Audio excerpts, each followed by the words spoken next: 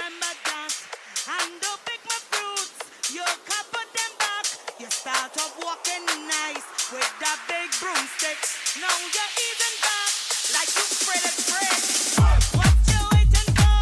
Put your back in it. Just a little more. Show you're wasting it now. Tell your body you're 10. Work it hard and long. When you finish. All right, so I made a few tabs just about stuff that's kind of going on chain right now. But I think for anyone that hasn't really used the platform very much, it's super modular, and basically the whole idea is custom dashboards with custom components within and custom orientation of all those components. And so I think just a pro tip, you can just press L, or you can click here to toggle locked and unlocked layout. You can kind of move these around and resize them down at the bottom, and then you can kind of do things like copy them, all of that, make them full screen, and all of that is just super good to know, just so you can use the platform easily. And then you can always add components by either up here by looking at their different categories, or you can kind of just search them. And the search includes components as well as addresses. So if you have a address that you want to look at, you can do this. You can just copy it there, or you can pull it up on Parsec. So the search is kind of an underrated piece of this, but I think it's helpful to understand navigation. But yeah, so I've set up some here's some various TUSD things. I think token accumulation is usually pretty useful. TUSD doesn't really move a lot on chain, so it's so this. Oh, this is on Arbitrum as well. So you can look at what the net deltas are for any token. You can put in any arbitrary address into this as well, as long as it's a ERC20 or ERC721. Or you can just put in the symbols that we have. And you can kind of go in here and get a really good understanding of what's going on with this address and why they're accumulating or whatever they're doing. With something like 3Pool, it's going to be a lot of transactions and a lot of different things happening. But for other EOAs, it's that'll load in a second. Yeah, and over here I have lending position. Yes, you can see and then you can sort it by the amount or just recency. So you can see what these liquidity pools. And yeah, so I have the lending up. So we have really good lending data, basically on all of the different meaningful lending markets. On chain, we have really good coverage. This is 15 different lending platforms across different chains. And so you can understand, for example, with TUSD, the only market it was on was AAV2, because none of the newer markets want to list it. It's kind of a legacy thing, but you can kind of come in here and you can see the utilization. But then, we have some basic data here. But then if you click detailed view, this will bring up this component, and this has a lot more data. You can see the utilization over time, over different time frames. You can see what the actual net borrow supply. You can see it's got over borrowed recently. It's been pretty heavily borrowed since June 7th. And you can do a lot of more things around rates and stuff. And with AAV3, we actually have some additional features here where you can actually look at the interest rate curve, so you can see where the kink is, what the different what the parameters for the interest rate curve are, and you can actually simulate. You can say what if someone borrowed 100,000 USDC? That's not very much. $1 million is okay. 10 million would get you to the kink. You can see the different the changes in rates and stuff. And yeah, so basically we always cover the new lending platforms, and so you can get a good sense of what's going on there. And then specifically, you can go into their lending positions and look at, okay, this is how I found this TUSD position. I just looked at AAV. I knew AAV2 was the only one that had it, because you could just go here and look at TUSD to see that. I guess I didn't realize compound had it, but AAV2 is the only liquid one. And so I just went in here to AAV2, and then I selected. You can select any of the assets there, and it'll kind of narrow it down to positions that have either a borrower or supply in that asset. you can kind of just look through them. A lot of these higher ones are more mixing collateral. This is kind of the biggest like pure play short. And down here, I pulled up the liquidation prices. There's no one like quote unquote long TUSD right now, like a very small amount. Then you have a big set of people that are shorting it. And you can do this are kind of like notorious popular chart, but it works for shorts as well, which is a nice feature. And you can also like just while I'm in here, I'd mention that we allow you to cross against there's no short. We allow you to cross against other assets other than USD. So basically with the USD chart, we're just showing like stable coins borrowed against stake ETH, but you could also then go look at ETH to look at yield loopers, and you'll see this. You can also see it for wrap stake ETH getting quite big. A few different platforms. Oh, this against USD. You can see this pretty tight. A lot of people are doing that trade. All right, well, I'll move on from here. Another recent development has been everyone's been looking at this specific GMX shorter.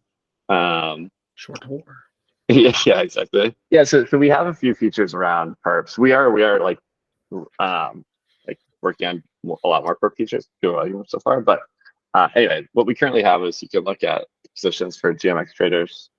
This shows like where their liquidation prices are, how they're positioned, and you can kind of click the individual ones and like see where they are, what their liquidation price, what their leverage is. Well, this is like what leverage they opened at, just for the record. But yeah, so this is the position everyone's looking at. It's 1945, but apparently there's some automated collateral adding they're doing, and you can actually see this is contract logs, and this is a component that I want to get into more and explain to you guys because it's probably our like most underrated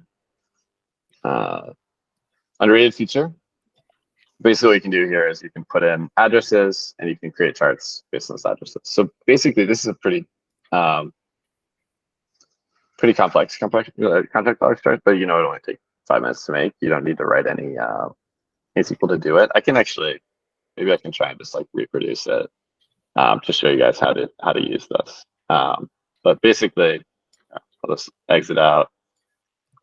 Okay, so basically, I know that address I want to look at is the GMX vault, but you can put any address in here that is any address that has a verified contract on any of the chains that we have. So basically, what I want to look at is increase position. And in this case, I want the Y to be the price that they traded at. GMX does this weird thing where everything's like 30 decimals offset, but we let you handle all of that. We let you like custom.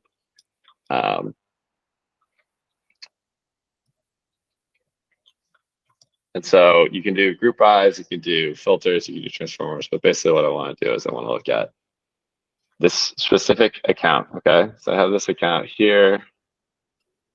I go in and I filter this account. And for now, I just want a scatter plot. And I can size points by the size delta, which is indicates the size of the. So this is the first part. This is just their trades. And then you can additionally look at this by collateral delta. They're also adding collateral when they're doing these, but that's really less interesting. And then for the second part, I just pulled up the see what the address is, the GMX Oracle.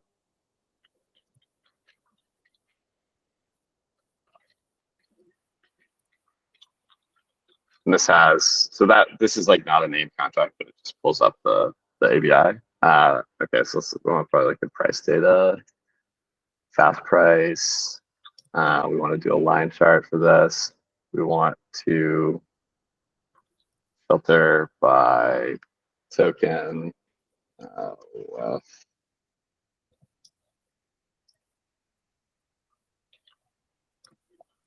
okay.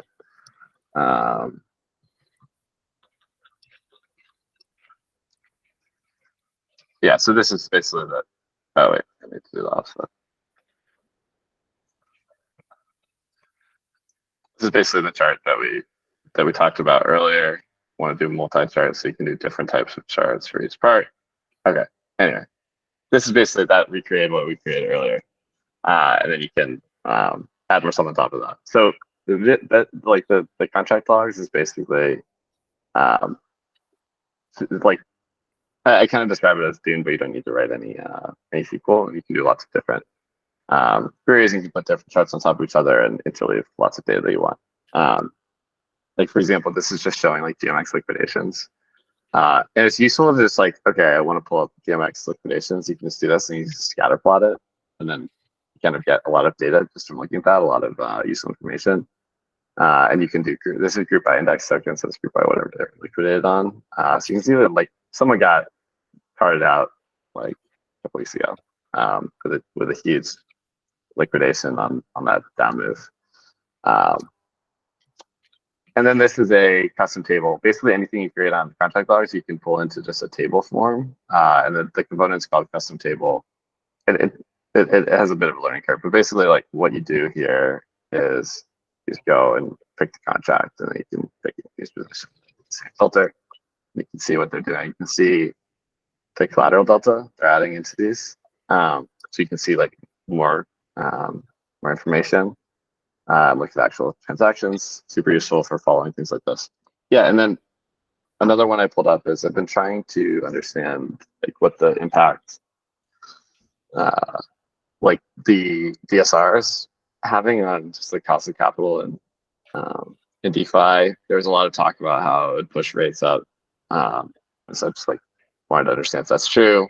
The DSR is a bit of a weird contract, but what they've recently done is they've added this savings die, which is kind of loosely associated with Maker. And so you can see the growth of that over time. You can see where those assets are going. This is a contract log chart again. It's just showing the growth of savings die, who's minting it. Looks like this is the primary minter. I think that's Spark. And then yeah, we have interest rate data to show what's been going on with interest rates. And like a lot of the different protocols have had weird things going on with them recently. Like you pull up IBB2, the data looks weird because of the whole curve drama. Like this is just a utilization spike that happened from people getting freaked out. But if you kind of look at IBB2 and compound or IBB3 and compound as a loose barometer, you can see like rates are up a fair amount on IBB3, which is probably the best indicator right now. Compound has a lot of dead capital that's like not very flighty. So I think IBB3 is probably tells the story, and we're up like 80 bips for supply, and then borrows have gone up as well. So I think it's also like Parsec also works for these types of insights that are less like trader focused. And you're watching. We also have a lot of tools around charting. It's a new feature we have where you can click individual charts or individual trades within any pair. And you can see liquidity, especially Uniswap P3. We have really good Uniswap P3 concentrated liquidity data, and that's going to be similar features you can be rolled out for like all the new concentrated liquidity dexes that are coming to market. I think another thing that I wanted to look at was UMA, like the UMA Oracle stuff, because there's been a lot of talk about play market. And so like just like going through my process, how I use Parsec a lot, I would generally like first I need to find like how do I look at the voting for UMA. So I probably look at to know that UMA has like a voting contract for sure. You go to like 2 days. This contract. Okay, let's see. That looks here that you can't see what I'm looking at, but it's called voting V2. So it's probably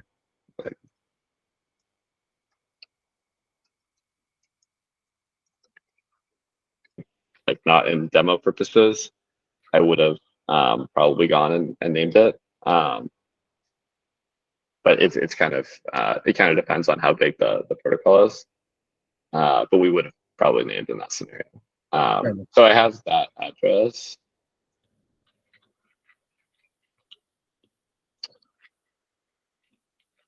That's nice. For some reason that didn't. No, that didn't work. Usually that updates in real time. Yeah. Okay, so I pulled up the contract. So there's going to be some sort of like commit reveal situation. Probably interesting to look at revealed. Price, num tokens. Yeah, we can't see that drop down you're typing in. Oh, really? Yeah. You can't see this, like what I'm looking at? No, we just see round ID UINT32 and revealed just showed up. Oh, interesting. Okay. I didn't know that. Like, does it change to num tokens now? Yeah. Okay. Weird. Some sort of weird Chrome thing. Anyway, so I would choose, this just gives you the drop down of all the different things that are on the vote revealed log. So you can, there are all the different fields. So I choose num tokens on the y-axis. And then I would probably, it looks like maybe price is how they're delineating yes versus no's. This is all for like the submarine vote. I don't know if you guys have been following this. I'd probably do a stacked large. So you can see, okay, interesting. Yeah, so this is yes, is yes one. And so you can see like track events like that, and that took a few minutes to pull up, and I didn't really know anything about it. So this is that's kind of a good way of just like have something that's going on, some like thing that people are talking about on Twitter. How can I get some insights on it? And so that's something that I do a lot. So I think that's probably like a decent time to pause, and we can do kind of more questions, whatever you guys want to do, because there's lots that the platform does, and I kind of like covered a piece of it, and happy to go into any part that's more interesting to you guys. Yeah, like I found myself using Parsec for like a lot of trade specific things or kind of event based things, like watching liquidation prices. Like I find like when shit's hitting the fan, I'm probably opening Parsec, but not necessarily using it on like a day-to-day basis. Do you think that's common, or do you have a lot of people who kind of come here daily, are looking at specific dashboards, monitoring different things? How would you kind of like assess how people use it? Yeah, I mean, we definitely get like more traffic when there's like a stablecoin depeg, or there's like liquidations, or like stake depegging, or like a hot dashboard. But yeah, and then we have a cohort of users that are kind of grinding like grinding on all these different more research kind of tools and like token flow tools to make trades and to understand protocols, to do things like that kind of on a day-to-day basis. Like we definitely have like a brand association with like when stuff's going poorly, but there are lots of people that use it, to make money as well, and like in more positive environments. It's more just that when those things are happening, that's more like the viral Parsec features, I think, and then a lot of people that kind of use it for stuff like that then kind of start to understand all the other things that they can do on the platform. And is there a section like where I can view, like, because I'm pretty not new to the platform, but I haven't really explored too much. Is there an area where it shows kind of like hot dashboards or like things people are looking at? Yeah, totally. So you can just go to like app.parsec.finance/leaderboards, and this will show you like hot dashboards. Sweet. And so like you can see someone made a TUSD dashboard. People make, I mean, lots of different things. You mentioned the contract logs component, and that looks really, really powerful. What are other kind of like bang for your buck components to learn? Yeah, I think the other one is probably custom table. So this is like, I don't know if you guys know who Will Price is, but this was kind of his idea. And basically, like, we have a few presets here where basically, like, one thing that he wanted to do was he wanted to see, okay, if I'm looking at a pair's trades, I want to see what their balance of a token was. So what you do here is you'd say, okay, I want to see their like USD balance of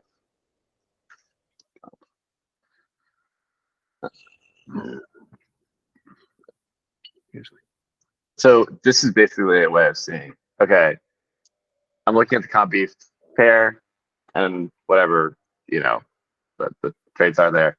And I want to see the resolver one is like what their balance of that token is.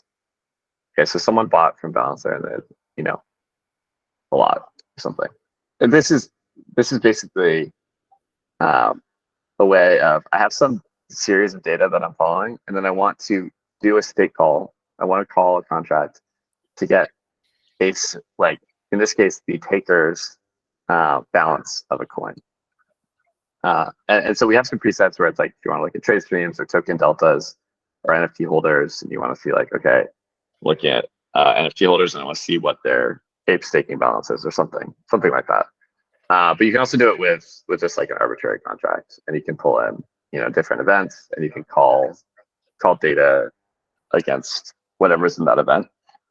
It's a little bit abstract, and it definitely takes like some getting some like a nice use case to see the usefulness of it. But like one that I would go to is in this TUSD dashboard.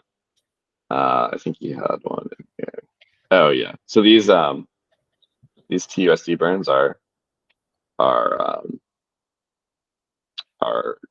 custom tables, and so he's just looking at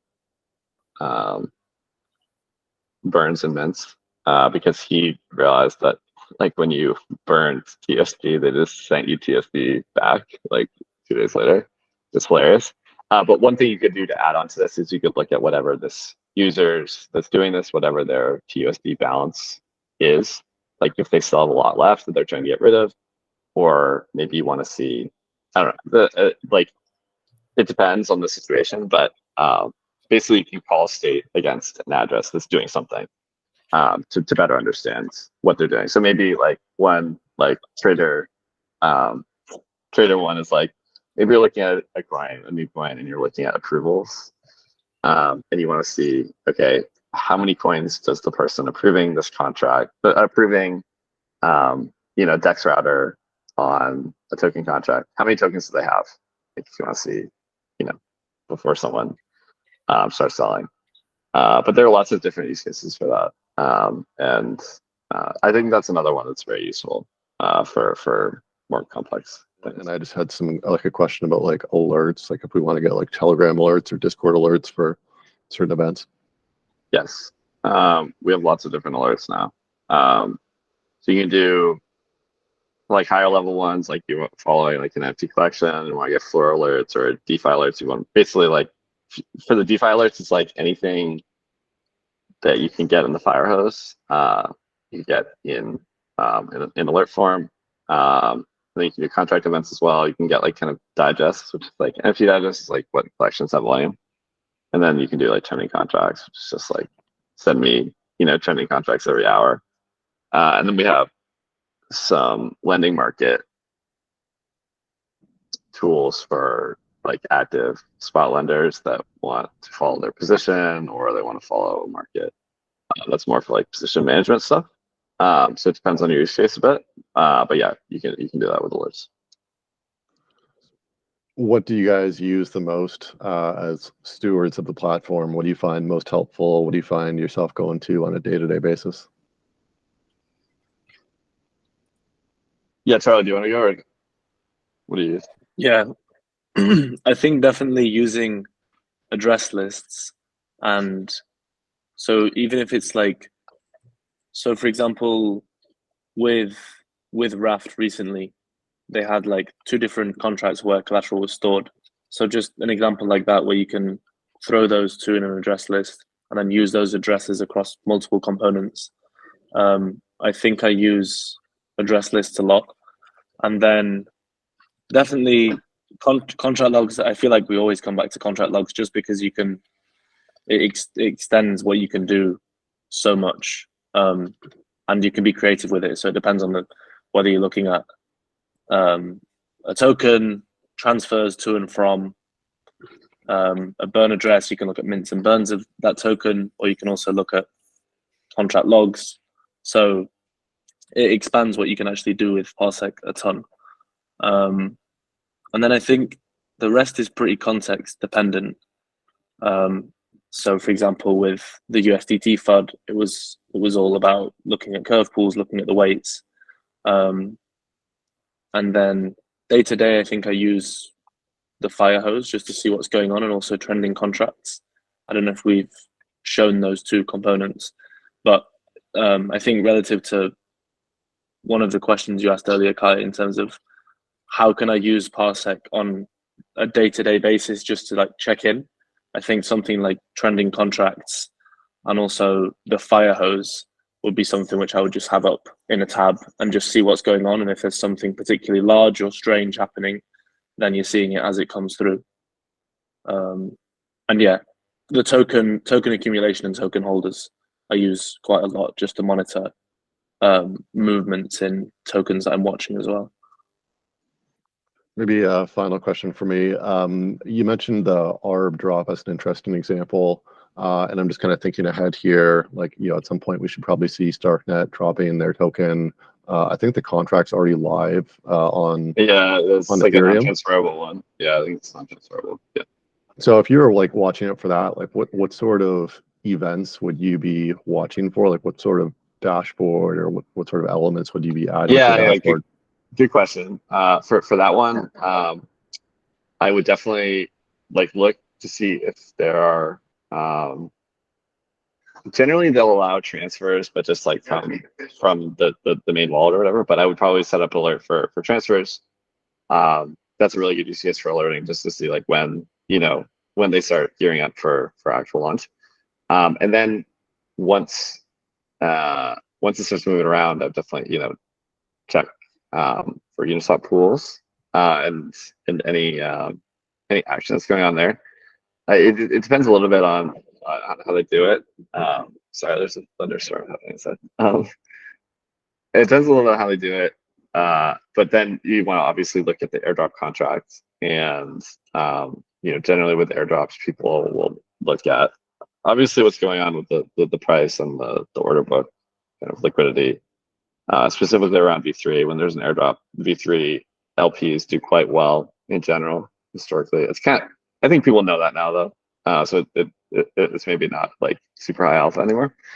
And then you just want to look at what the airdrop balance is, and you can do that with contract logs, or just looking at the token, the actual token balance. So these charts, these smaller charts that you can pull up with the token balance, you can make that its own element. It's just called token balance. So if you're just looking at the airdrop, I would just do a component with that, just to see how much is left in the contract, because a lot of traders would look for, okay, if they're dropping 7%, what percentage of that has been claimed? Because then you get a sense of, okay, 50%'s been claimed, and the price is doing whatever it's doing. People people trade based on that.